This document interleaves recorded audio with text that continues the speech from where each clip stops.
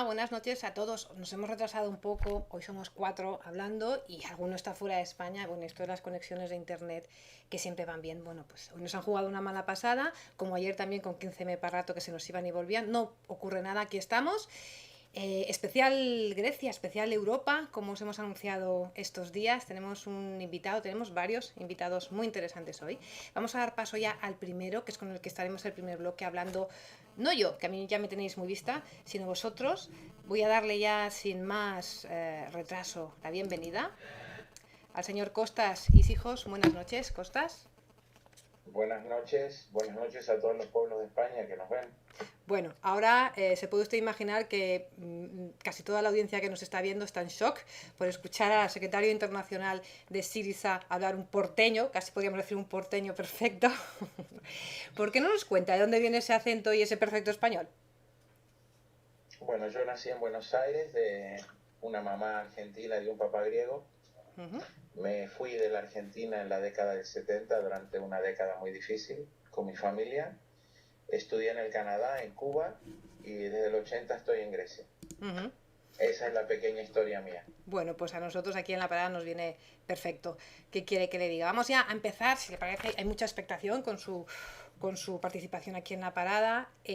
Grecia y la situación económica y política de Grecia en las últimas semanas, le voy a reconocer, ha sustituido un poco en el imaginario progresista, podríamos decir, aquí en España, a Islandia. Llevábamos unos cuantos meses hablando del milagro islandés, de cómo le están haciendo allí, y bueno, pues de un tiempo a esta parte, sobre todo desde las primeras elecciones en mayo, se ha mirado con mucha atención lo que estaba pasando en Grecia. Ahora yo estoy proyectando, usted no lo ve, como ya le he avisado, pero nuestra audiencia lo ve, yo le cuento, estamos proyectando lo que son las últimas encuestas, o una de las últimas, porque ya en Grecia no se pueden hacer más, ¿correcto? Es verdad, es así. Bueno, pues tenemos aquí una de estimación de voto que les da a Syriza, la coalición Syriza, un 31,5%, por encima de Nueva Democracia un 25,5%, perdón. Sí que es verdad que no son todas, hay algunas otras, tenemos por aquí, a ver si les conseguimos ver, que bueno, ustedes rondan un 30%, Nueva Democracia un 26,5%, hay otra para otro periódico que les dejan un 24,5%, parecida a la primera que hemos visto. Hay una para la cadena de televisión Mega que baja bastante y que les da la victoria a Nueva Democracia un 23,4 y a ustedes un 22,1. ¿Qué confianza tienen en estas encuestas? Porque estamos hablando de una estimación, de una oscilación, perdón, de casi 10 puntos. Sí, bueno, las encuestas a veces fallan y a veces salen. Hay que tener en cuenta que las encuestas nos dan un resultado de ese mismo día o de la semana o de los 4 días que han durado las preguntas al público. Yo diría que los ciudadanos en este momento están en un momento histórico donde están tratando de decidir con una problemática muy compleja, viviendo en una situación de extrema pobreza en la mayoría de la población o bajo de la línea de la pobreza o con mucho desempleo, están tratando de hacer sus propias encuestas diarias alrededor del problema que es cómo sobrevivir con el memorándum y las políticas de austeridad que no tienen fin. Así que bueno, la mejor y la más grande encuesta se va a realizar el 17 de este mes. Hasta ese día vamos a estar trabajando toda la gente de Syriza, toda la gente de izquierda, toda la gente democrática y progresista que nos está apoyando, para ver si podemos tener una verdadera encuesta sorprendente, no solamente para Grecia, pero para toda Europa. Tengo aquí apuntados los puntos principales que presentaron el viernes pasado haciendo reiteración de los 40 puntos generales de su programa electoral y hicieron una presentación de lo que serían los puntos fundamentales en cuanto a economía. Corríjame si me equivoco en algún punto, por favor. Tenemos aquí apuntado: nacionalizarán las entidades financieras, congelarán las privatizaciones en marcha de empresas públicas, revertirán las bajadas de salarios y pensiones aprobadas en los últimos meses. Y hay un punto que a mí me gustaría comentar con usted, que hablan de que exigirán a la Unión Europea un cambio en el papel del Banco Central Europeo para que financie directamente a los estados y a los programas de inversión pública. Y esto se lo digo porque precisamente esta semana parece que ha habido un giro interesante en Europa, pensando que quizás se abra la puerta a que se financien directamente los bancos en lugar de los estados. Por lo tanto, esto es algo contra lo que ustedes están diametralmente en contra. Sí, yo diría que nuestro programa de políticas alternativas tiene un terreno muy amplio, habla sobre la democracia, la sociedad, las políticas alternativas que necesitamos para tener empleo, las inversiones públicas, sobre el medio ambiente, sobre las empresas públicas que tenemos que recuperar, que son estratégicas para la economía griega, como es el transporte, la energía, el agua, las telecomunicaciones, sobre una nueva política internacional que necesita Grecia con acuerdos bilaterales y multilaterales con países fuera y dentro de Europa. Así que bueno, yo diría que lo importante es en este momento de tratar de presentar un programa de tareas inmediatas a medio plazo y a largo plazo. Pero lo que se necesita para hacer todo lo que tú mencionaste y que yo también me refería a unos pocos puntos, es que no se puede hacer nada de lo que hemos dicho si nos quedamos dentro del contexto del memorándum, del acuerdo financiero que se ha llevado a cabo entre la élite económica y política de Europa con los gobiernos del memorándum, que son los gobiernos de la nueva democracia del PASOK. Así que tenemos que romper con el memorándum, tenemos que anularlo en nuestro Parlamento para poder seguir a un camino de políticas alternativas. Mencionaste, y termino con eso, ¿Sí? de que no podemos seguir con esta estafa a los ciudadanos de Europa, donde hasta ahora el Banco Central Europeo le estaba dando préstamos con un interés de 1% a los bancos privados, y después esos mismos bancos prestaban a los estados con un 4 o un 5%. Eso es una estafa con una sella de la Unión Europea y de las políticas neoliberales que son inaceptables para el pueblo griego y yo creo también para los pueblos europeos. Hay que hacer un cambio en toda Europa. Nosotros proponemos de hacer una conferencia entre todas las fuerzas democráticas, progresistas, sociales y políticas de Europa para tratar de encontrar alternativas a la arquitectura política, económica, monetaria y social de Europa. Hay que empezar de cero y va a ser un camino muy difícil, con muchas contradicciones, con muchas dificultades, pero es el único camino. El otro camino es el camino del genocidio social, del FMI, del Banco Central Europeo y de la Troika. Costas, en ningún caso nada de lo que está diciendo implica una salida del euro. Sí me gustaría tocar este punto porque ha habido muchos argumentos en contra o detractores de su programa electoral afirmando que una victoria de Syriza en Grecia supondría una salida del euro porque lo que ustedes proponen pues es imposible de defender desde el euro. Déjeme que yo no hable más, sino que hable un ciudadano que le ha enviado una pregunta precisamente sobre este tema, planteando si no sería realmente positivo salir ya no solo Grecia, sino otros países, los países PIGS, del euro. Vamos a escucharle.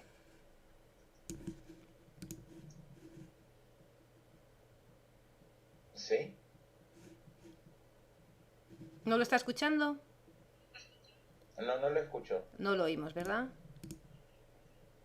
No lo oí. No, bueno, pues es Ciscu, un ciudadano que nos preguntaba si no sería realmente una solución pues dejar ya lo que es el euro y salir y hacer un grupo hacer un equipo de países que utilizábamos otro tipo de moneda, un euro 2, lo llamaba él, más devaluada, etcétera, si no podríamos organizarnos de otra manera. Ustedes, imagino que han reflexionado sobre esto también. Hay opciones, hay grupos que lo plantean. ¿Cómo se posicionan? Reflexiones. Sí, hay muchas reflexiones, Merche, sobre la arquitectura monetaria de Europa. El euro o la dracma o la peseta o la lira italiana o el euro hoy en día es una moneda que significa algo. Si son monedas que se han creado para hacer un intercambio en la vida diaria y a nivel internacional entre pueblos, sociedades y estados, donde esa moneda donde dentro de esa moneda se implementan políticas sociales y políticas de crecimiento, o si esa moneda representa a las fuerzas poderosas, transparentes o intransparentes generalmente, que se encuentran en las manos de los bancos y las grandes instituciones financieras, donde ese dinero se acumula, la gente cree que tiene dinero, pero no tiene dinero, o tiene dinero plástico, vive en una burbuja. Eso ha pasado en Grecia durante la década del 90. Entonces, hablando de una nueva arquitectura monetaria, financiera y económica en Europa, es una tarea para todos los pueblos de Europa. Nosotros en este momento tenemos un plan de tratar de reconstruir esta arquitectura monetaria en Europa con los demás pueblos de Europa. Pero por supuesto, este no es el único camino, como ha dicho nuestra amiga, nuestra ciudadana. Hay que ver otras opciones. Pero vamos a seguir en esa primero, para ver lo que podemos hacer, o cómo confrontar estos grandes intereses, cómo renegociar, pero no renegociar entre un David y un Goliat. Tenemos que renegociar con el respaldo de los pueblos, que tienen que seguir luchando en las plazas, tienen que seguir manifestando por sus derechos para una otra Europa, para empleo digno, para salarios dignos, para jubilaciones dignas, para salud pública y educación pública digna para todos. Eso representan las monedas, el nivel de vida y el nivel de crecimiento de una sociedad, y no la marginalización de una sociedad. Así que no hay que ver la moneda como una cosa aparte de todo lo demás. Creo que tenemos que verlo dentro de un contexto y hablar y tratar de analizar qué es lo que queremos. Nosotros no queremos salir del euro como se nos amenaza. Diariamente la señora Merkel, el señor Schäuble, el señor Barroso nos están amenazando diciéndonos: ustedes tienen que votar por partidos que quieren al euro. Si votan a Syriza, votan contra el euro. Es una terrorización mediática, la cual están tratando de implementar en la conciencia del pueblo griego. Pero hay que tener en cuenta que el pueblo también se enoja, y eso puede llegar a un boomerang, porque no puedes asustar a un pueblo que está viviendo bajo estas condiciones que está viviendo hoy, tratando de sobrevivir, donde le han quitado el empleo y el futuro a sus hijos, y asustarlos con una moneda, cuando esa moneda no existe en los bolsillos del pueblo. Ahora que está Así que yo creo que tenemos que analizarlo todos juntos para tratar de encontrar soluciones viables para todos los pueblos de Europa. No es una cuestión de un país o de un pueblo encontrar su propia solución en una Europa donde la crisis es sistémica, es una crisis capitalista, una crisis muy profunda. Y yo creo que la gente que nos hablaba de una crisis griega, y ahora están hablando de vagos, de españoles vagos, y de una crisis española, eso es un mito. Es una crisis europea profunda, sistémica, económica y social. Esto lo hablaremos dentro de un momento, cuando invitemos al resto de los componentes del equipo hoy en la parada. Estará con nosotros Joan Herrera, hablaremos ya de esas conexiones España-Grecia. Ya que estaba usted hablando de las críticas hacia el programa de Syriza, déjenme que muestre a nuestra audiencia, yo le cuento, hoy en el diario Ekatir Merini, que usted lo pronunciaría mucho mejor que yo, imagino, hay una editorial, aquí lo estamos viendo, en el que se habla de que, bueno, lo que dice Syriza y su líder, en este caso Tsipras, es no aceptar la realidad, que si cancelan el memorándum, como están pensando, pues habrá un montón de escapadas de dinero, por lo tanto no podrán hacer esas reformas que ustedes piensan, que tienen muchas ambiciones y pensamientos positivos, pero no pasan de la retórica, no saben cómo hacerlo, y terminan diciendo que, bueno, que al fin y al cabo el señor Tsipras y, por extensión, el partido, pues representan al tipo de político que habla, que no hace y que no asume compromisos. A ver si me da tiempo, voy a enseñar también, bueno, pues el tipo de caricaturas que hacen de su líder Tsipras, aquí estamos viéndole pues con una gorra bolivariana, yo se lo cuento porque usted no lo ve. Imagino que están ustedes más que acostumbrados a este tipo de críticas. Sí, bueno, nos están atacando de todos lados de Europa, de todos los rincones de Europa, y los medios más conservadores están imitando un terrorismo mediático que se parece mucho a ese terrorismo que tuvimos en años muy difíciles para las sociedades en nuestros países, que nos llevan a la década del 30 o del 40 o del 50, utilizando slogans que los escuchábamos en Italia después de la guerra, cuando la gente quería votar para la izquierda, y les terrorizaron diciendo de que la Iglesia Católica y Dios sabe lo que vota una persona, así que no tengan miedo porque Dios sabe lo que ustedes van a votar. Yo creo que están usando un armamento ideológico del pasado lado que no tiene que ver nada con la realidad social de Grecia hoy en día. A Tsipras están tratando de ridicularlo, pero Tsipras y toda la gente de Syriza salen en las plazas, hable con la gente. Tenemos encuentros con miles y miles, decenas de miles de personas en todas las ciudades y los pueblos de Grecia. Los partidos tradicionales con sus políticos no pueden hablar al público, no pueden salir a las plazas, son atacados verbalmente o les tiran yogur. El yogur griego es muy rico, hay que tener en cuenta en eso también. Sí. Y bueno, están tratando de vivir en una realidad en la cual ellos viven en un otro mundo paralelo, para no decir en un otro universo paralelo. Uh-huh. La sociedad quiere alternativas estratégicas, a medio plazo e inmediatas. Nosotros tenemos un programa para esas tres cosas. Sabemos que vamos a tener una guerra de parte de los intereses dentro de Grecia y fuera de Grecia muy dura. Sabemos que no vamos a estar solos.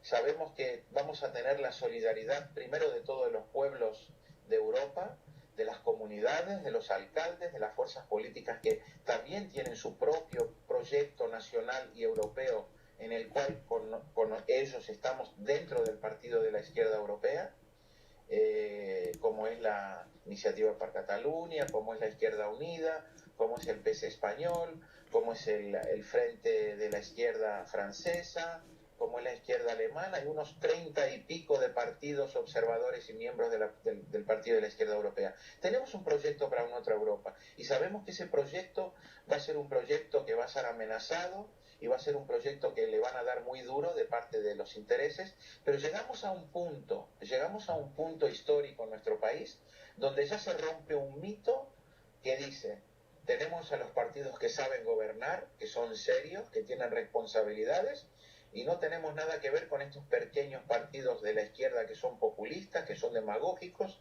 y que le prometen al mundo cualquier cantidad de cosas. Nosotros prometemos solamente una cosa: la dignidad. Nada más eso, la dignidad que nos han quitado.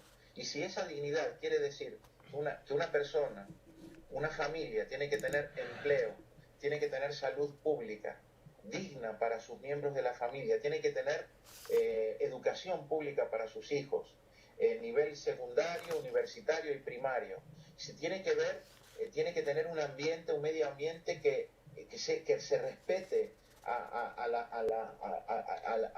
al medio ambiente y a la naturaleza. Si tenemos riqueza mineral, riqueza petrolífica, riqueza en los seres humanos, riqueza en lo que podemos crear para poder crear para las comunidades y para la sociedad, eso a mí no me suena demagógico o populista, eso me suena como sonaba hace 1000 o 1500 años, hace 2500 años en Atenas, cuando teníamos la democracia. Y ahora tenemos que redescubrirla de vuelta a todos los pueblos de Europa.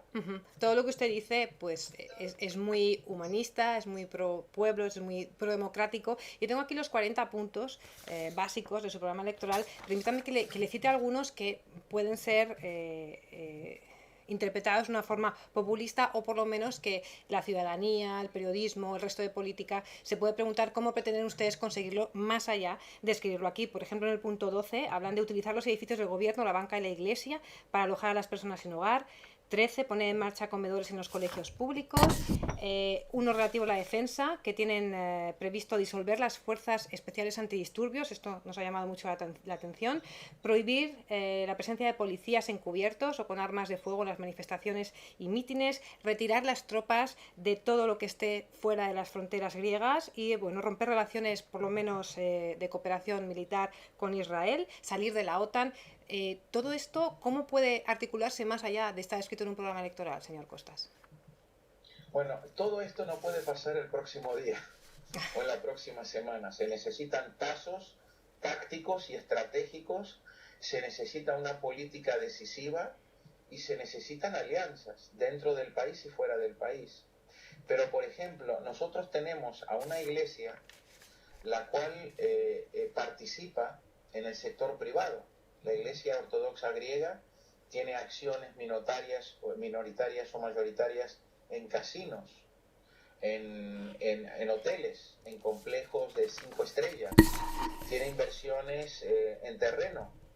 tiene inversiones en apartamentos, tiene a millones y millones y millones de recursos económicos.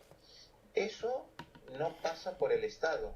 La Iglesia griega está fuera del control económico y fuera de cualquier tipo de redistribución entre el pueblo. Los demás tenemos que pagar nuestros impuestos. La Iglesia no paga ni un centavo.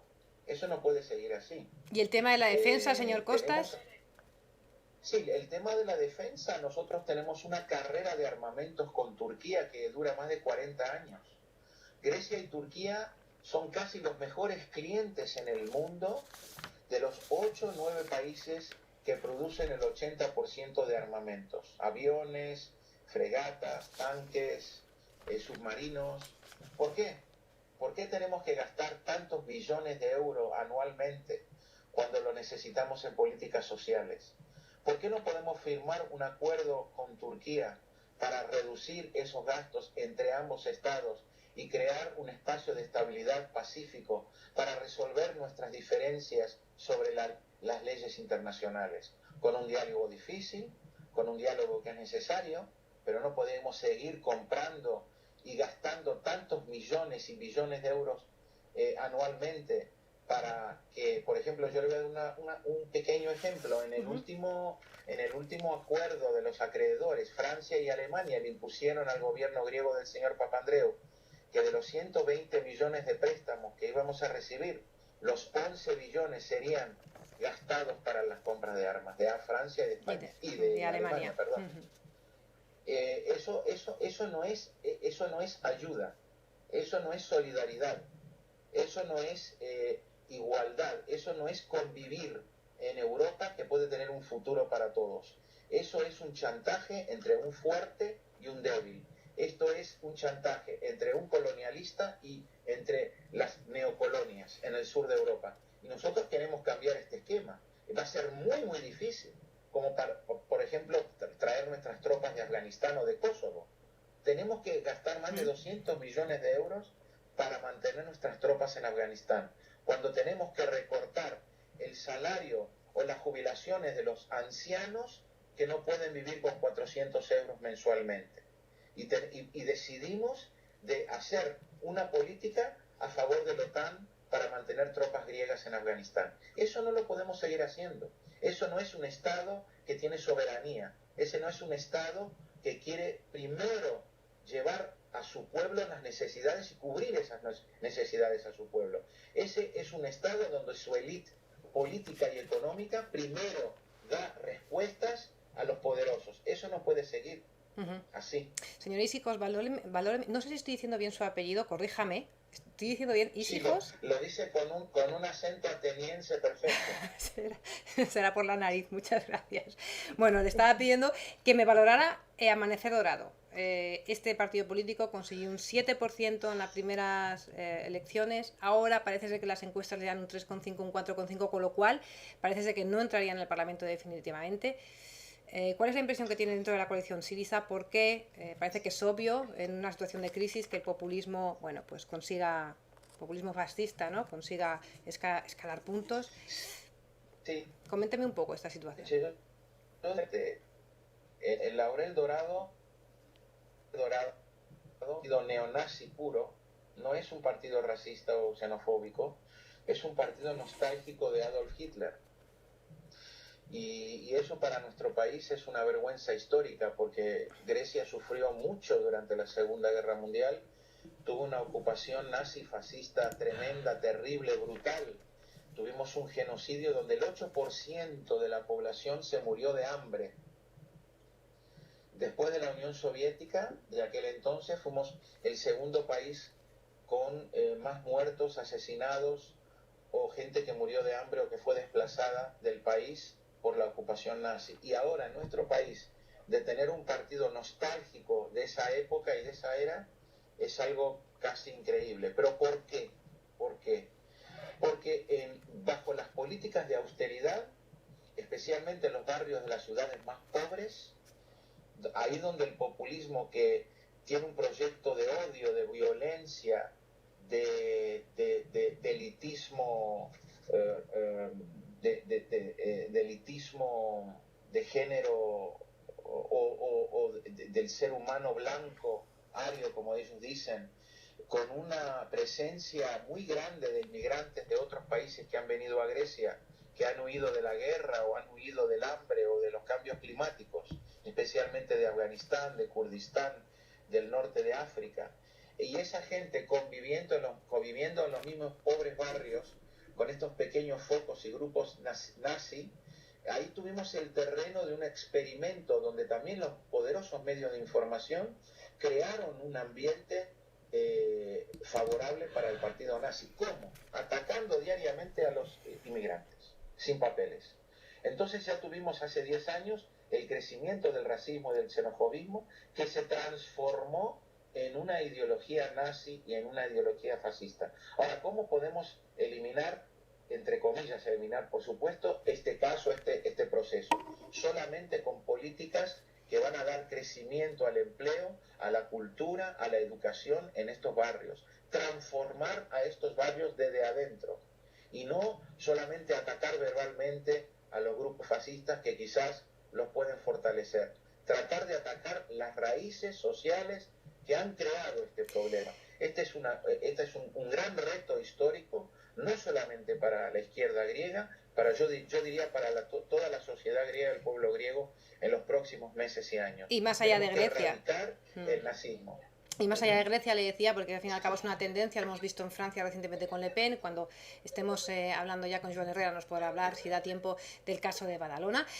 Vamos a ir terminando con este primer bloque. No me gustaría, ya que no funciona el audio, pero sí puedo contarle yo lo que nos escriben nuestros espectadores por Twitter, y también les solicito que, bueno, hagamos un poco de autocrítica. Nos pregunta Politeia, ¿ha habido excesos en el consumo y gasto griego por parte de la ciudadanía o toda la culpa es de los políticos corruptos, no corruptos y bancos? ¿Son ellos los culpables?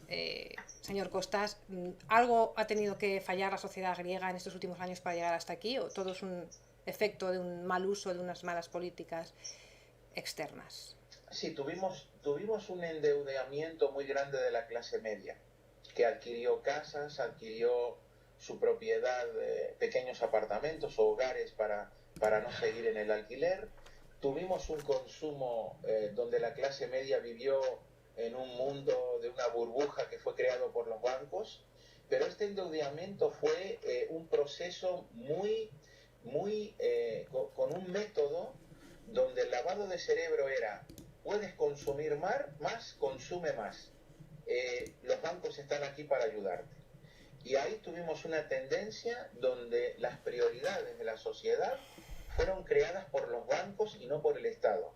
Tuvimos en ese momento, por una gran parte de las clases medias, el consumo constante, no de que ellos estaban gastando más dinero de lo que tenían, pero estaban casi obligados de gastar más dinero. ¿Obligados por qué? Porque uno, cuando tenía una cuenta en el banco, tenía impuestos tan grandes que no le convenía tener dinero en el banco. Entonces tenían que gastarlo y tenían que consumir y consumir y consumir. Fue una trampa de parte de los bancos, como lo vimos en Estados Unidos en el 2008, cuando estalló el problema de Lehman Brothers, que después se vino para Europa. Así que tuvimos una burbuja y un mundo abstracto en el consumo de una pequeña parte de la población, no tanta, pero hay que tener en cuenta que cuando comenzó esta crisis, Grecia ya tenía 12% de desempleo y un 30% de desempleo de los jóvenes bajo de 30 años. Yo lo que me imagino que es terrible, y lo estaba hablando con compañeros españoles que nos están visitando de los medios de información de España, que hay muchos ahora en nuestro país, hay más de 50 españoles que están rodeando nuestro edificio y nos están hablando constantemente de lo que está pasando en España, y nos dicen que la gente en España tiene miedo de lo que va a pasar mañana. Pero nosotros también tuvimos miedo, nosotros también pasamos por esa etapa, pero no hay que confundir el miedo, que es algo muy humano que puede existir en una persona, en una familia, y otra cosa es el caos o el terror para sobrevivir con dignidad. Así que tenemos que erradicar el miedo y reemplazarlo con la esperanza y la lucha y la conciencia social. Yo creo que de esa etapa que vivimos en la década del 90, pasamos a una otra etapa donde estamos tratando de reedificar y de reconstruir valores sociales que habíamos perdido en los últimos años, Bueno, pues como ya la solidaridad. vamos a dar ya paso, llevamos casi media hora hablando usted y yo. Vamos a dar ya paso al resto de nuestros invitados. Voy a saludar primero a Joan Herrera, a ver si conseguimos verle, oírle. Joan Herrera, ahora mismo, no sé si te oímos. No sé, yo os oigo perfectamente. Vale, perfecto. Pues nada, Joan Herrera, secretario general de Iniciativa per Catalunya Verds, presidente del grupo parlamentario del grupo Iniciativa per Catalunya Verds Esquerra Unida Alternativa. Quizás podría, esto es una broma, aprender un poco de Syriza a la hora de elegir los nombres de las coaliciones, porque realmente son largos los suyos. No creo que el señor Costas haya quedado con el nombre de tan largo que es. Muy buenas noches, gracias por estar aquí. Y vamos también a dar Muchísimas gracias. La bienvenida a nuestro cuarto invitado esta noche, que es colega mío, Daniel Basteiro. Buenas noches, ¿me escuchas bien? Hola, buenas noches. Bueno, Voy a intentar decir el nombre de mi medio, que es todavía más complicado. Es el Huffington Post. El Huffington Post, hay que poner un acento. Pues bueno, te presento rápidamente. Periodista especializado en Europa, en economía, ha estado muchos años de corresponsal para un medio español y ahora se embarca en esta nueva aventura que nos ha nombrado él, el Huffington Post, que bueno, ya existe en otros países, salió de Estados Unidos, ya se está imponiendo en otros países europeos. Muy buenas noches. Te voy a pedir a ti primero, Dani, la primera valoración, ya que eres periodista experto en Europa. ¿Cómo has visto lo que nos ha contado Costa? Sí que hay muchas similitudes con lo que está pasando ahora mismo en España, con lo que tú hayas visto desde Bruselas. Yo quería preguntarte, estos años que has estado allí, ¿cuándo fue, más o menos, si recuerdas, las primeras veces que empezaste a oír hablar de sinapismos y de Syriza como un peligro para las políticas neoliberales o conservadoras? Bueno, pues Syriza era un partido totalmente ausente de la jerga y el vocabulario europeo hasta hace muy poco, ¿no? Más que nada porque la Unión Europea solo atendía a PASOK y a Nueva Democracia. De hecho, tanto atendió a estos dos partidos que fue totalmente insensible e inconsciente de otra realidad que estaba surgiendo en Grecia. Entonces, la élite europea sí es verdad que estuvo totalmente ausente, que no tuvo en cuenta para nada este partido y solo empezó a conocerlo y a temerlo sobre todo cuando empezó a ganar apoyo popular como una consecuencia del rechazo total al orden establecido, que es en Grecia durante muchas décadas casi un negocio de familias, de muy pocas familias del PASOK y de los conservadores que se han repartido el poder en Grecia. Bueno, pues hablaremos dentro de un poco de cómo cubrís en el Huffington Post este tipo de informaciones de política, hasta dónde llegáis, si os quedáis en bipartidismo o no, pero quiero pedirle una primera valoración también a Joan Herrera, político de la izquierda catalana y española. ¿Qué similitudes ha encontrado usted en esto que hemos hablado con Costas? Imagino que muchas. Bueno, yo creo que las similitudes son muchas, digamos que nosotros estamos en un estadio previo, seguramente, pero lo cierto es que hoy en Grecia han construido una alternativa desde Syriza, ¿no? Y desde una postura claramente a la izquierda que ha dicho no al memorándum, a estas políticas de austeridad. Y Costas lo ha dicho bien, seguramente nosotros aún estamos en la etapa del miedo, pero creo que este miedo lo estamos empezando a superar. Creo que lo interesante de Grecia es que han conseguido, a partir de la movilización, la articulación política, de la canalización política. Y yo creo que esto es fundamental precisamente para darle la vuelta. Creo que le tenemos que dar la vuelta, obviamente, a nivel de Grecia, a nivel de España, a nivel de Cataluña, pero que le tenemos que dar la vuelta a nivel europeo. Y creo que hoy con Grecia tenemos una gran oportunidad todos.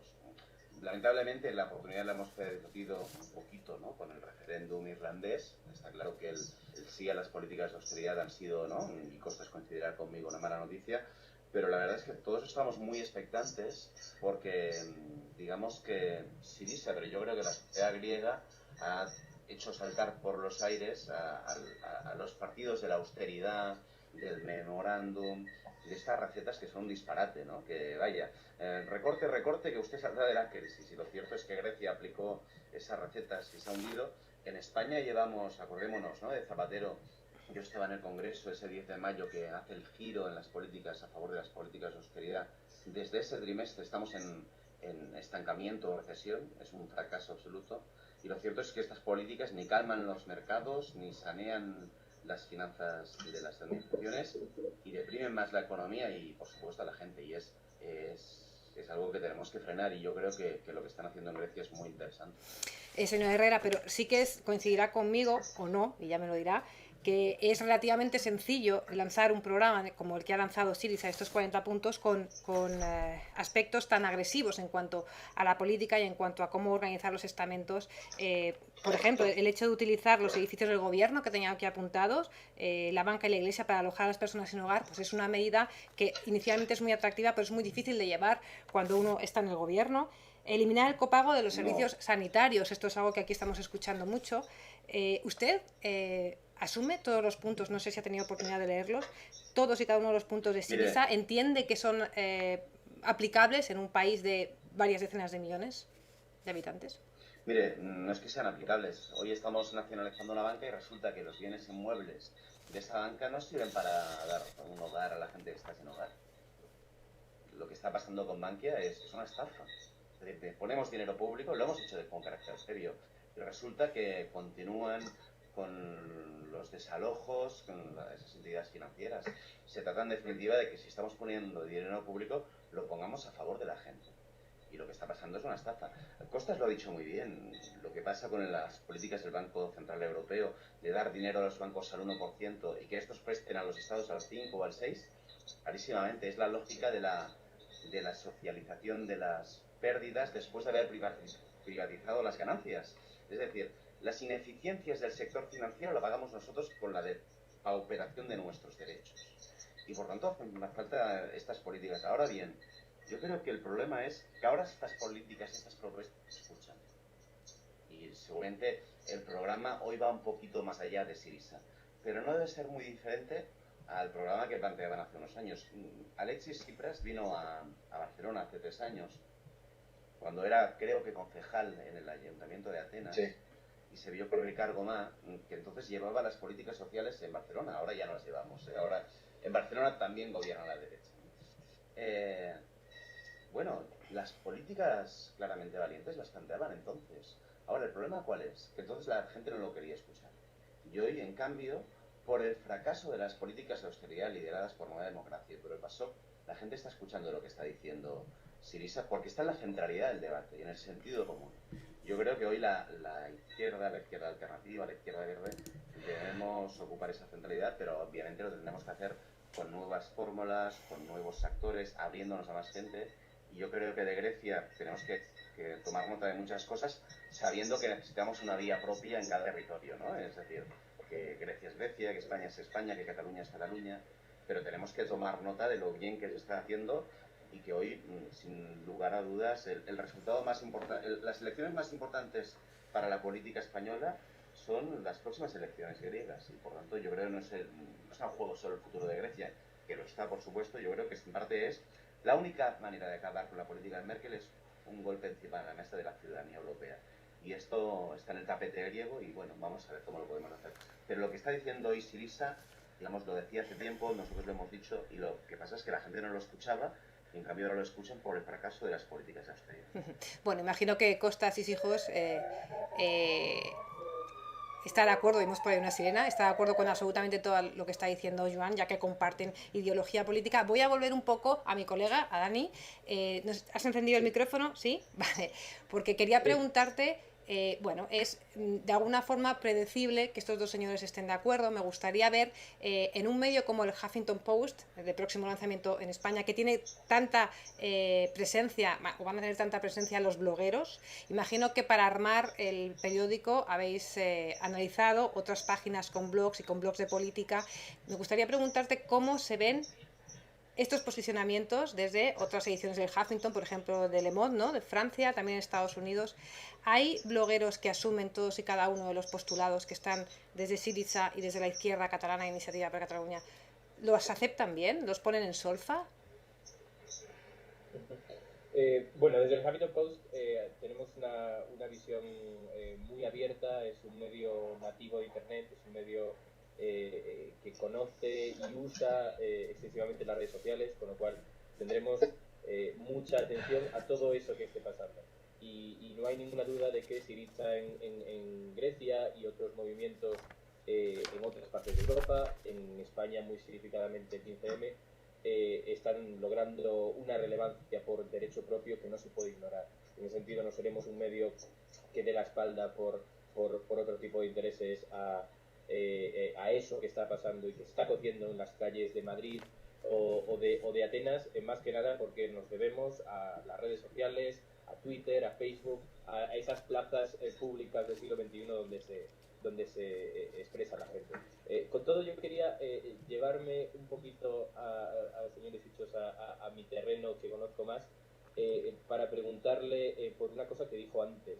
Él habló de un chantaje entre pues Europa o aquellos que gobiernan en Europa, muy significadamente Angela Merkel, y bueno, pues el David y el Goliat de esta historia, ¿no?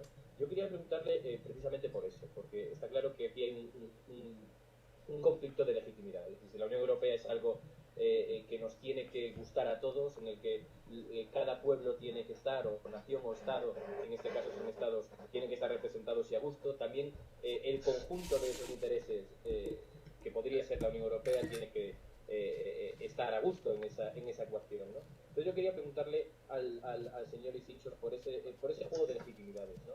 El Estado griego, gobierne quien gobierne a partir de las próximas elecciones, no nace de cero, no puede haber un borrón y cuenta nueva, y hay una serie de responsabilidades sin dudas cometidos por otros, aquellos que gobernaron, de las que el gobierno que salga tiene que hacerse cargo, ¿no? ¿Cómo ven ese aparente conflicto entre la democracia griega, que puede expresarse autónomamente, y obviamente el conjunto de intereses de una ciudadanía europea que también vota a sus líderes y que también quiere tomar decisiones porque le va la vida en ella? Que un país esté o no esté en el euro puede suponer graves sufrimientos también para esos otros ciudadanos europeos, ¿no? ¿Cómo se conjuga ese juego de legitimidades que yo no sé si se puede priorizar? Las dos son muy importantes, ¿no?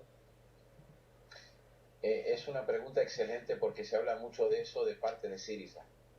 La legitimidad democrática.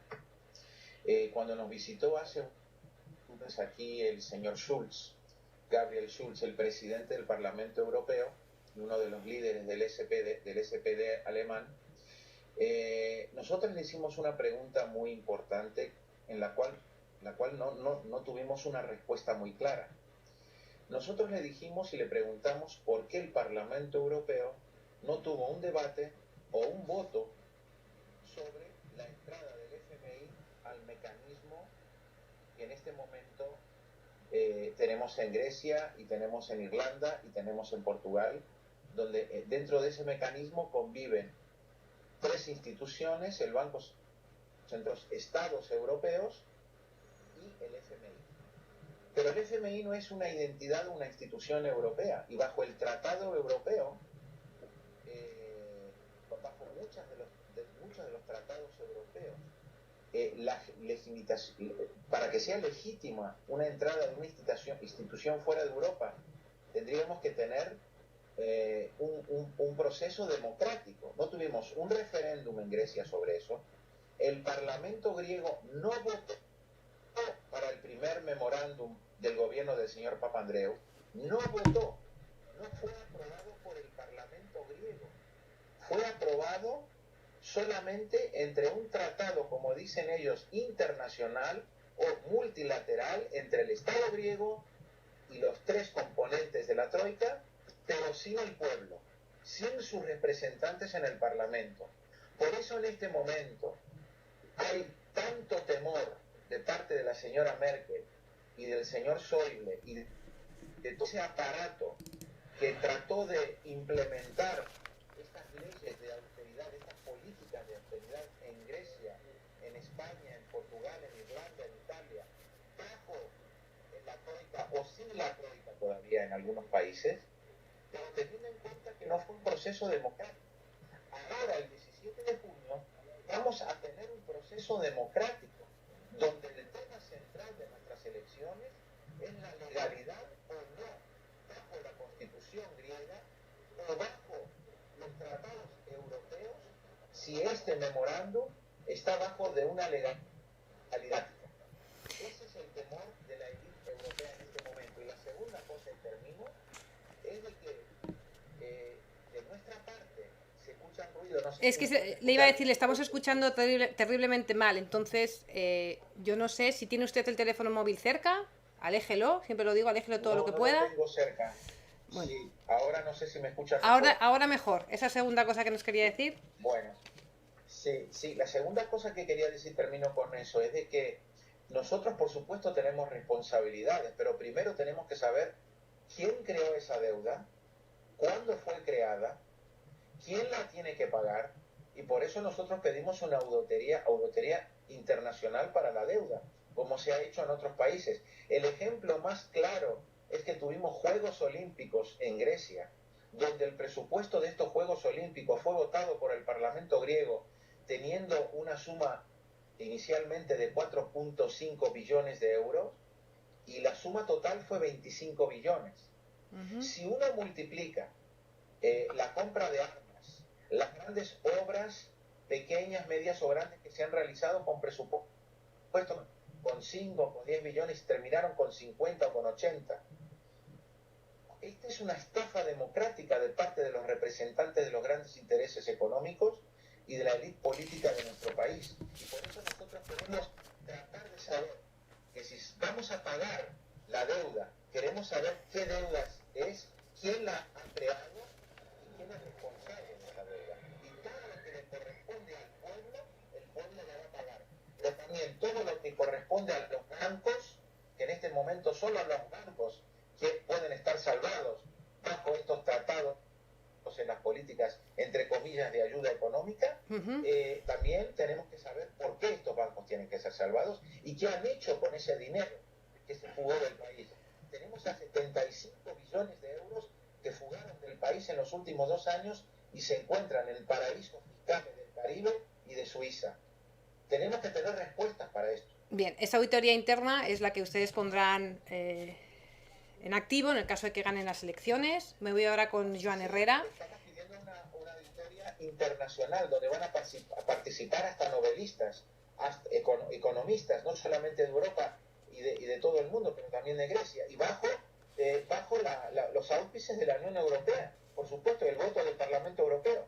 Queremos tener un proceso legal, no queremos hacer solo algo nosotros para crear otros números que nos convienen. No. Queremos de parte de todos, de los acreedores y los que debemos, tratar de examinar desde el 0 hasta los 350 billones qué es esa deuda, quién la ha creado y quién la tiene que pagar. Bueno, pues vamos ahora con Joan Herrera, entonces. La señora Merkel lo tiene que aceptar, el Banco Central Europeo lo tiene que aceptar, los acreedores lo tienen que aceptar. Este es un proceso democrático. Yo le quería pedir al señor Joan Herrera, como dirigente de la izquierda, pero no griego, le voy a pedir un poco de sinceridad, yo sé que lo va a hacer. ¿Qué futuro le ve a este tipo de iniciativas? Es decir, ¿cree usted que en el caso de que ganen elecciones, de que configuren gobierno, de que se solicite esta auditoría, más allá de las fronteras de Grecia, es decir, hablamos de Europa, hablamos de Bruselas, del Banco Central, de los gobiernos de Merkel, etcétera, van a permitir algo así? ¿Es posible ese David contra Goliat del que nos habla Costas? Bueno, yo creo que en primer lugar la política tenemos que ser modestos, entender que la política se hace desde múltiples espacios, no se hace ya solo desde el ámbito institucional. Pero a la vez tenemos que reivindicar la política como el actor para cambiar las cosas. Y creo que Syriza es una expresión de algo que es algo más que un movimiento ciudadano, es un movimiento político, con traducción política. Y lo que puede hacer cambiar las cosas es que esa política llegue al gobierno en Grecia y le diga a Merkel, hasta aquí. Porque lo cierto es que yo creo que hoy el problema de fondo es que no están en juego los intereses de la ciudadanía alemana, están en juego los intereses del sector financiero alemán. Clarísimamente, porque además en Alemania hay una depauperación y una degradación salarial, etcétera, etcétera. Segunda cosa, la auditoría de la deuda es razonable. De la misma manera que lo que no puede ser es que hoy en España, que nos han dicho que el problema que teníamos era de nuestra reforma laboral, de nuestras pensiones. El principal problema que tenemos nosotros es el endeudamiento privado y un sector financiero que se ha expuesto a un sobreendeudamiento privado que nos está arrastrando. de hecho vamos a poner miles de millones de euros en Bankia y en todo el sector financiero, mucho más dinero que el dinero que nos ahorramos en recortes en sanidad o en educación, cosa que pone de manifiesto que hay dinero para salvar los bancos, pero no para salvar a la gente. Yo creo que la viabilidad va a depender de la fuerza de la gente, de si se impone el miedo o gana la ilusión por cambiar las cosas. Bueno, y en esta ilusión... las políticas... Sí, termine. Sí, no, y añado, y si desde la política somos capaces precisamente de dar canales precisamente para que esa ilusión transforme realidades. Yo creo que ese es el gran reto, pero eso es una reflexión que tenemos que hacer para construir en definitiva un espacio de transformación común, público. Pues ahí me ha dado la clave. En las elecciones hídricas. ¿Sí? Ahí me ha dado la clave, señor Herrera, para hablar de este último tema, el último bloque que quiero tratar con ustedes dos, y es la relación entre la ciudadanía y la política. Déjenme que les ponga una foto, voy a tener que contársela por esto que ustedes no pueden verlo. Vamos a cambiar de país y vamos a irnos a ese otro lugar donde sí que hubo un referéndum y se votó no a salvar a los bancos. Nuestra audiencia ahora mismo está viendo una fotografía de Thora Arnórsdóttir, que es candidata a la presidencia de Islandia. No sé si ustedes tienen algún tipo de conocimiento sobre ella. Yo les resumo, es una mujer de 37 años, embarazadísima hasta hace 4 días que ha dado a luz. Esta foto que está viendo nuestra audiencia es su foto de campaña, en la que se la ve con sus 1, 2, 3, 4, 5 hijos fuera del vientre, más uno dentro, su marido. Representa esa otra política que no sé si desde el norte de Europa se está intentando conseguir. De hecho, en las encuestas es la única que parece que puede conseguir derrotar al que es ahora mismo el presidente de Islandia. No está muy bien localizada entre la derecha y la izquierda, si bien es cierto que la izquierda es declarada europeísta, la izquierda y el ecosocialismo, están pidiendo el voto para ella. Yo no sé si podemos imaginar en los países de medio centro y sur de Europa esta tipología nueva de político. No sé si lo he dicho que es periodista, lo cual en mi caso me gusta incluso más. No sé si hay espacio, tal como tenemos entendido los estamentos de los partidos políticos, su representación parlamentaria, su institucionalitis, como lo llamamos algunos. Yo ahora mismo no me imagino una política de estas características. Y más allá, me gustaría citar el caso de ayer, el programa de ayer. Joan Herrera lo conoce, quizás Daniel Basteiro también, el señor Costas no. Tuvimos un colectivo que se llaman 15M Parrato, un colectivo ciudadano, que están planteando cómo querellarse y han pedido dinero, y les ha ido estupendamente hoy, por cierto, para querellarse contra Bankia, representar a unos cuantos ciudadanos. Yo les pregunté sobre otras iniciativas, otros movimientos que algunos partidos políticos minoritarios habían lanzado, uno de ellos el del señor Herrera, para también organizarse colectivamente, y bueno, la respuesta fue la de la antipolítica, ¿no? Es decir, cuando veamos algo nos lo creeremos, siempre hablan pero no dicen nada, siempre son los de siempre, identificaban rápidamente la política con el bipartidismo. El señor Herrera terminaba su reflexión antes diciendo que a ver si la política puede conseguir estos espacios de cambio social. Usted, Costas, ha vivido en la Plaza Sintagma, imagino, también ha estado en las concentraciones, ha visto esas expresiones de la antipolítica en el caso de que las haya visto. Yo he podido leer una entrevista de Nasos Iliopoulos, si lo digo bien, que es un representante de los jóvenes de Sinapismos, hablando de lo que ocurría en la Plaza de Sintagma, y decía que bueno, antes de enseñarles hay que aprender, y entre todos evolucionamos. Y que sí, que había grupos antipolíticas en Sintagma, pero que bueno, que muchos de ellos también son del partido. De hecho, él mismo fue apaleado el año pasado, ¿no? Y terminó en el hospital. ¿Usted cómo vive desde Grecia? ¿Cómo ha experimentado estos movimientos sociales que se declaran tan claramente antipolíticos, cuando en realidad están haciendo política en la calle? Nuestros movimientos en las plazas del primer día, donde se encontraron pocos, y los próximos días se convirtieron en masas grandísimas, de decenas de miles de ciudadanos. Yo les quiero decir la verdad que fueron contagiados primero de todo por los españoles. Y no fue un acto de imitar de una moda a un otro pueblo, pero fue algo instantáneo que sintió la gente de que tenía que reaccionar. El eslogan más famoso de los primeros días de las concentraciones era: nadie solo en la crisis. No hay que individualizar los problemas que vive la sociedad.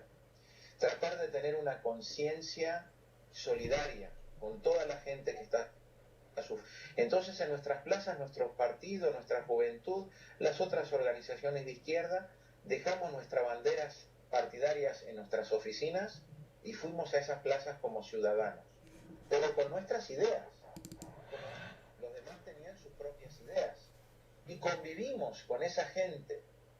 No queríamos hablar primero, queríamos escuchar, queríamos tratar de ver cuál es el panorama, qué es lo que están haciendo aquí, y tratar de encontrarnos dentro de esa gente en nivel igualitario, sin tratar de conducir, pero sí de convivir, de nadar en conjunto en este mar tan infinito donde la sociedad había descubierto la verdadera democracia, la que faltaba. No la democracia de los grandes medios de información, no la democracia de las propagandas, de cómo consumir y por qué somos vagos o porque qué sé yo otra cosa.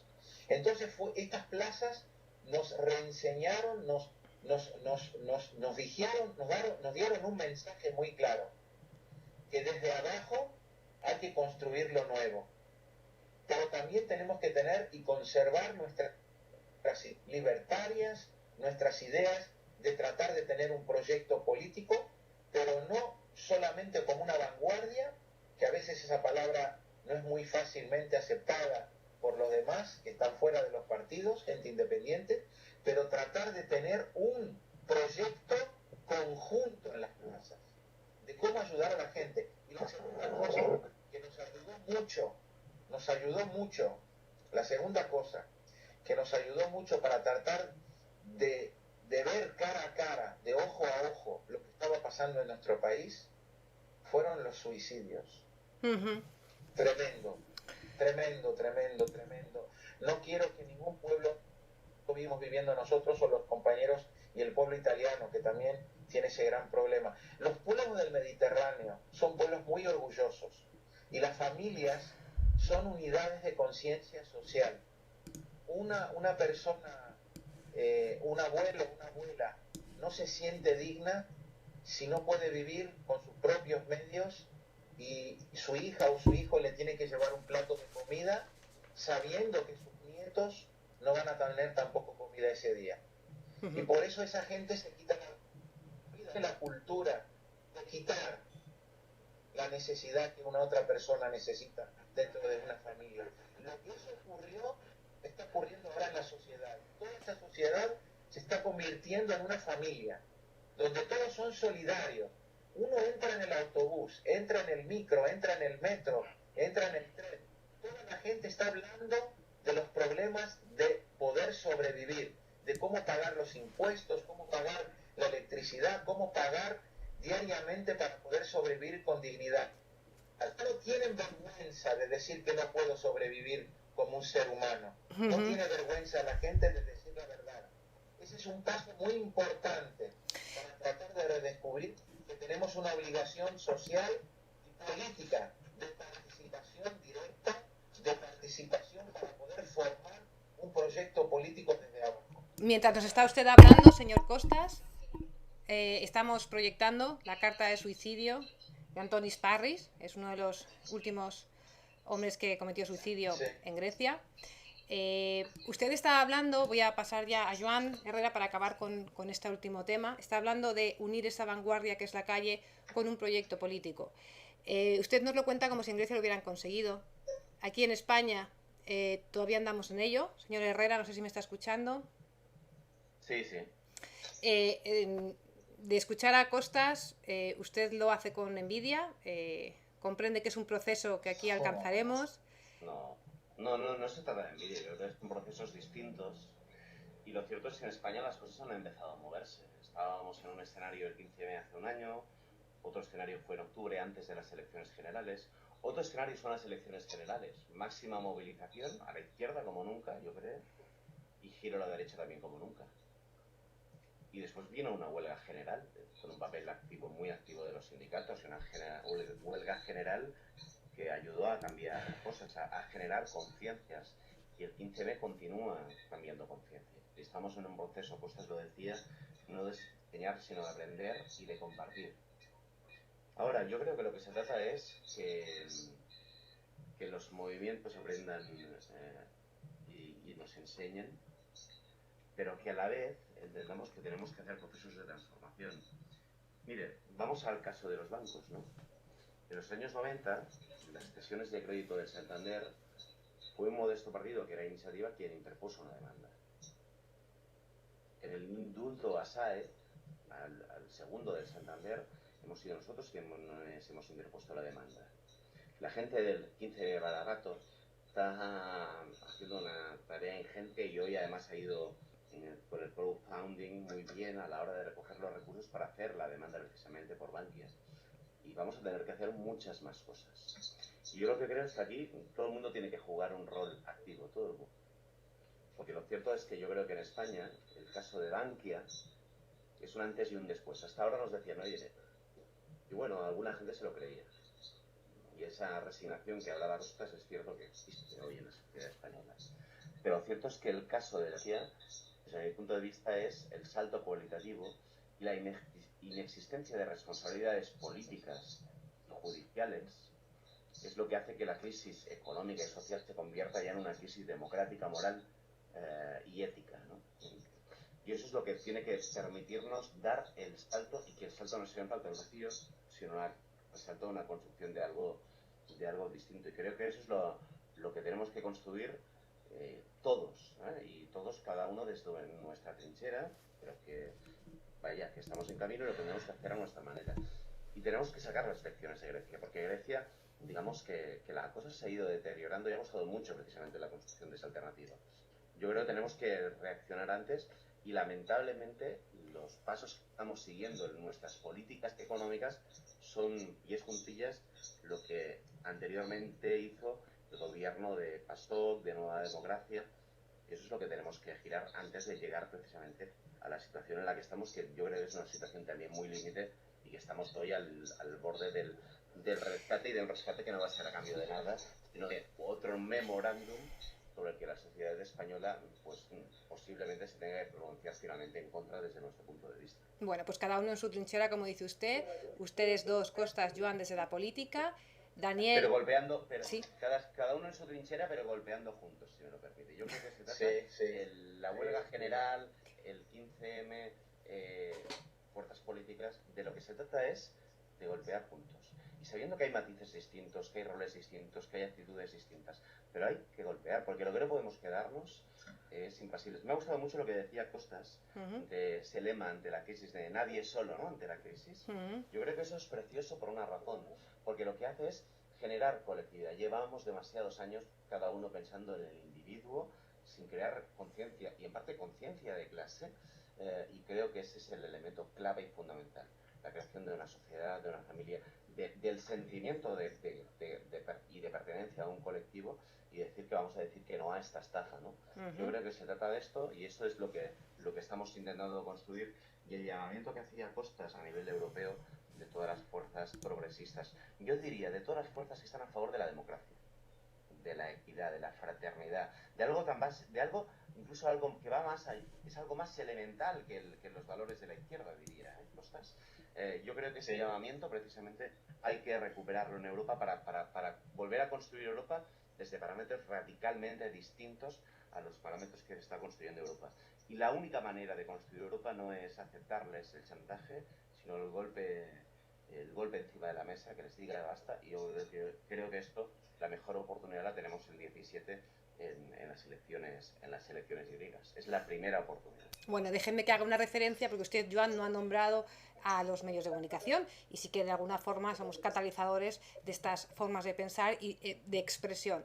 Me gustaría preguntarle a Daniel Bastero, ya que le tenemos aquí, y que nos cuente un poquito más los entresijos, las tripas de ese Huffington Post que sale dentro de 2 días, y que precisamente, y corrígeme si me equivoco, Daniel, está basado en esa participación de blogueros a los que solo se les pide, bueno, que expresen de una forma razonada opiniones de diferentes temas, etcétera, ¿no? Entonces, lo que estaba diciendo Joan, con vuestra propuesta puede que tenga líneas de común, ¿no?, líneas de común trazado. El Huffington Post está concebido en parte como una plataforma. Ha habido mucha controversia, mucho debate acerca de esto, porque bueno, vamos a tener muchos bloggers, puedo avanzar algunos nombres. de muchas tendencias políticas. Tendremos a Pachi López, a Basa Goiti, a María Lasalle del Partido Popular, Manuel Marín, a Gaspar Llamazares, a Alberto Garzón, a Uchue Barcos, a Bernardino León. Vamos a tener un plantel de bloggers políticos, y no solo, tendremos desde Alex de la Iglesia hasta María Blasco, que es la directora del Centro Oncológico Nacional, ¿no? Entonces, en ese sentido, el Huffington Post se concibe como una plataforma para o bien gente con un nombre que tiene cosas interesantes que decir, o gente que, sin tener todavía esa visibilidad, pues quiere comunicarse. Estamos en 2012, ningún medio de comunicación es ya un requisito imprescindible para comunicar en Internet. Es muy fácil hacerlo, es muy barato, es muy democrático, es lo bueno de Internet. Lo que el Huffington Post ofrece es una plataforma que, en función de que ambas partes se vean favorecidas, funcionará. Por una parte, los blogueros tendrán un sitio donde expresarse, y el medio tendrá, pues, gozará también de su prestigio y de sus opiniones. En ese sentido, el Huffington Post será un medio muy abierto. A nosotros nos encantaría, de hecho, tener algún blogger de Syriza también, ¿por qué no? Pues aprovecha que aquí tenemos a uno que habla español. Estoy seguro. Sí, desde luego. Estoy seguro. Sí. Hay unos cuantos que también, aparte de mí, hablan español, y yo creo que podrían participar, seguramente. Más que nada porque estamos acostumbrados a unos medios de comunicación que han dado siempre la espalda al enemigo casi, ¿no? De todas las tendencias. Y aquí, pues bueno, vamos a tener desde la derecha, a veces la derecha dura y muy ideológica, hasta la izquierda. Y la izquierda también, pues, más clara. En ese sentido, pues bueno, eso es Internet, no es patrimonio de nadie, y menos de un medio que nace ahora. Las protestas ciudadanas, la indignación, las nuevas ideas se canalizan a través de Internet. Es una realidad a la que muchos políticos todavía le dan la espalda, y no hay ninguna duda de que si como partido político u otros movimientos ciudadanos tienen éxito, es más que nada porque vivimos en un mundo mucho más democrático, en el que los medios de comunicación ya no son un monopolio de unos pocos. Ese es precisamente el problema político en países como Grecia, donde la política fue monopolio de unos pocos durante demasiado tiempo, ¿no? Los medios de comunicación está pasando algo parecido. Internet viene a demostrarlo, y nosotros intentaremos hacerlo en ese sentido lo más abierta y lo mejor posible. Bueno, pues bienvenidos al panorama mediático nacional. Daniel, saluda a todo el equipo de nuestra parte. Aquí tienes a dos políticos que desde luego esto del Internet pues lo entienden muy bien, ¿no? Costas, Joan, que además es la segunda vez que está con nosotros. Vamos a ir acabando, pues llevamos 1 hora y 10 minutos, les tengo que decir. Es una conversación interesantísima para mí, no sé si para ustedes y para la comunidad de Twitter que está comentando todo lo que ustedes dicen. Voy de izquierda a derecha, entonces, Daniel, muchas gracias. Esperamos ese arranque, ese estreno el día 7, pasado mañana. Volveremos a hablar. Mañana por la noche, para ser exactos. Mañana por la noche, bien, estaremos pendientes. Sí, a partir del día 7, es decir, a partir de la medianoche de mañana, estaremos ya en el aire. Tenemos muchos nervios, pero también mucho ilusión. Venga, pues mucha suerte, mucha mierda, que se suele decir. Joan Herrera, muchas gracias por estar de nuevo con nosotros. Usted es un valiente en esto de Internet y de probar experiencias nuevas. Espero que haya disfrutado de este diálogo con Costas, que al fin y al cabo una conexión de Internet lo hace posible. Y desearle a Costas la mejor de las suertes, porque su suerte es la nuestra. Es verdad, y yo creo que si tenemos una victoria que será histórica para Grecia, no será solamente para Grecia, pero en eso queremos contagiarlos a todos, créanme, porque no alcanzamos solamente con una victoria de la izquierda en Grecia. Tenemos que tener otras victorias. Estoy seguro que en Cataluña y en España van a seguir muy rápidamente en pasos victoriosos, porque la historia nos abrió la puerta y tenemos que abrirla nosotros y invitar a la historia para que pase a la casa. Claro que sí. Buena frase, señor Costas. Pues muchas gracias por estar con nosotros. Permítame una pregunta. En un caso hipotético de que gane Syriza, estoy hablando con el próximo ministro de Exteriores griego. No, de la trinchera, de cualquier tipo de trinchera, vamos a hacer nuestro trabajo, sea de un cargo alto, un cargo medio, un cargo Que no me lo quiere decir, vaya. Nosotros, no, es muy temprano todavía para hablar sobre eso. Primero tenemos que hacer mucho trabajo. Bueno, pues estaremos... Seguramente después del 17 vamos a tener mucho más trabajo todavía. Pues estaremos pendientes la noche del 17 y en los días posteriores. Gracias a los dos por estar de nuevo con nosotros aquí en La Parada. Como les digo a todos, repitan pronto. Suerte y solidaridad. Muchas gracias. Y yo, con vosotros, como siempre, voy a despedirme ya. Esta semana han sido 2 programas, intensos programas con mucha complejidad técnica. Gracias por vuestra paciencia. A costas, la última parte la escuchábamos un poco mal, pero bueno, ahí he estado. Intentaremos mejorar en la edición. De momento no tenemos un programa próximo con fecha que deciros. Sí que querríamos terminar el programa de hoy con un adelanto que además tiene cierta conexión y hemos estado hablando estos días de la crisis en Europa, de la estafa de Bankia. Me gustaría pediros que vayamos a otro continente, que vayamos a otro lugar donde la crisis, si cabe, aún es más dura. Hay otro concepto, lo entienden de otra manera. Estamos trabajando en un especial sobre el Sahel, sobre el oeste africano, y una cooperante de Acción contra el Hambre nos está ayudando para conseguir definiciones de lo que allí entienden como crisis. Os voy a dejar con una de ellas y nos vemos pronto en La Parada. Gracias por estar ahí. Several types of crises. In the side of humanitarian aspect, for me the crisis is the situation where a specific area is facing a lot of issue difficulties to get the eating, to get adequate and enough food for themselves. And I think this is a situation where we can find in a couple of areas here in Africa, and specifically in West Africa. Several types of